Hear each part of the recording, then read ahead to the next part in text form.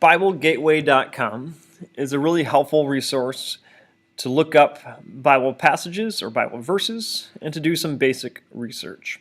I'm going to look at some key ways of using Biblegateway.com. You might be looking for a passage and you might not be familiar exactly where that passage is to be found. So we have some options. So we can enter a keyword, a passage, or topic in this search bar, and we can choose which version we want to use as we look. And most of us will be using the New International Version to look for these passages. So let's say we're looking for Sermon on the Mount, Jesus teaching the Sermon on the Mount, but we can't remember where that is found.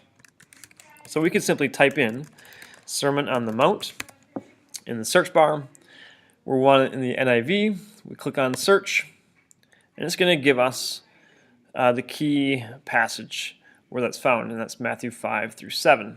So we can click on that, and that's going to give us all three chapters that include the Sermon on the Mount, Matthew 5, 6, and 7. So let's say we're doing a study on this, and I want to look at Blessed are the poor in spirit, for theirs is the kingdom of heaven. And I also want to see what this passage says in other translations. Now I can do that in two different places. I can change my translation up here from the NIV, or I can switch it to the Message, which will give us a different version. But notice nothing changed at this point. So if I change it here, I actually have to hit search again. But let me go back, and there's a shorter way to do this.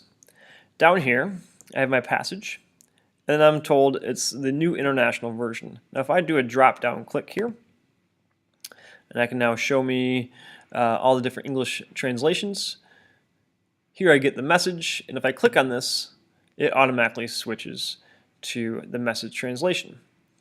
Now you're blessed when you're at the end of your rope. With less of you, there is more of God in His rule. A very different way of putting Matthew 5, verse 3. Now one other tool I want to show you here is that perhaps I don't want to simply read this text. For whatever reason, I would like it to be read to me.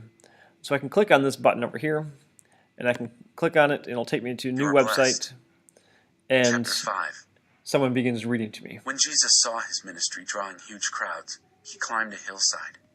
Those who were apprenticed to him. So that might be helpful for you as well. Now another way to look for a passage, let me go back to my beginning. Maybe I do know exactly where I want to look. Maybe I know I want to look at Romans 12 verse 1. I can simply type that in, and I don't want the Message, I want it in the NIV. And now I can hit search, and it's going to take me right to that one verse. Now again, I could switch translations and look at this in different translations, but I don't want to do that. I want to simply look at this passage. Now, one thing that we're going to talk about is that context is really important.